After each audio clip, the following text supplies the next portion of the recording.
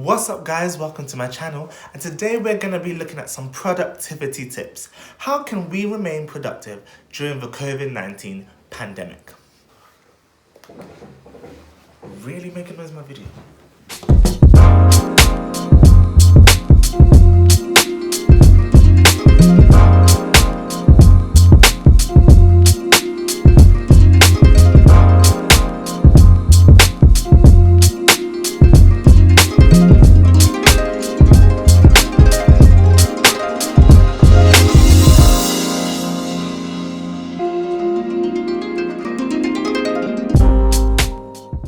So the first tip I have here is that you need to be realistic with yourself. Be realistic in the tasks that you set to complete in a day. So for me, every morning, I like to write out the things that I need to do. And on that list, I then rank them in order of importance. I know that I can't complete 50 things in a day. So what I would do is the 5 things that I know I can do that day. And when I write out those 5 things, I go through them in order of importance and I tackle the first thing first, when my brain is fresh and I'm active and I'm ready to go. The benefit of doing this is because once you start to tick things off your checklist, you realize that yes, you are doing things, and it motivates you to keep going. It motivates you to go again the next day and accomplish more of the tasks that you need to complete.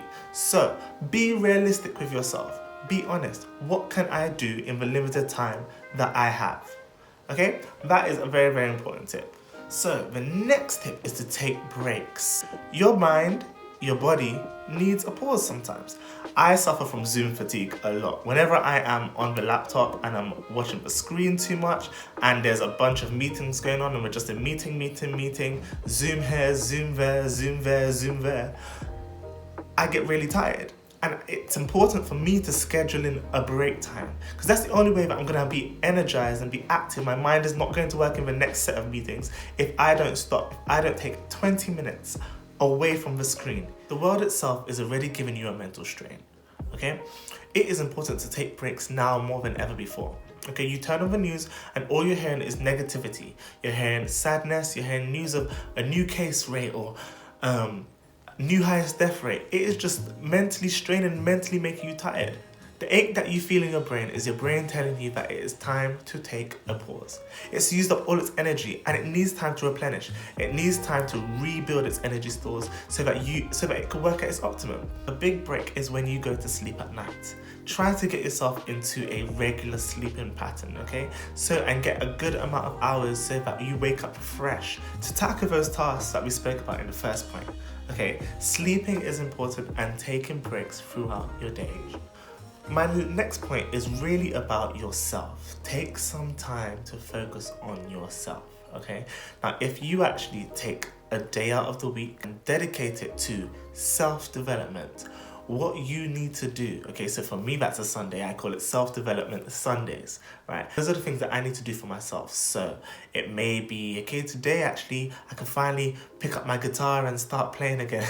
I don't actually play the guitar, but I'm learning. So on Sundays, I learn the guitar, okay? It may be my time to actually call people more and talk with the family on video calls a bit more and maybe cook a big meal. It's just taking time for yourself. And it's important that you take that day to take time for yourself, because then you're getting rid of certain distractions that will come into your head throughout the week of, oh, I need to do this for myself, I need to do this for myself. And you start to pile it upon your to-do list for the day.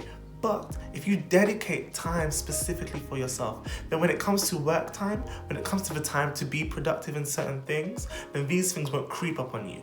They will not try to step onto the task that you need to do because you've already tackled them. So think of your self-development time. When will that be? And find that for yourself and try to stick to it. Now, this next point is very, very crucial.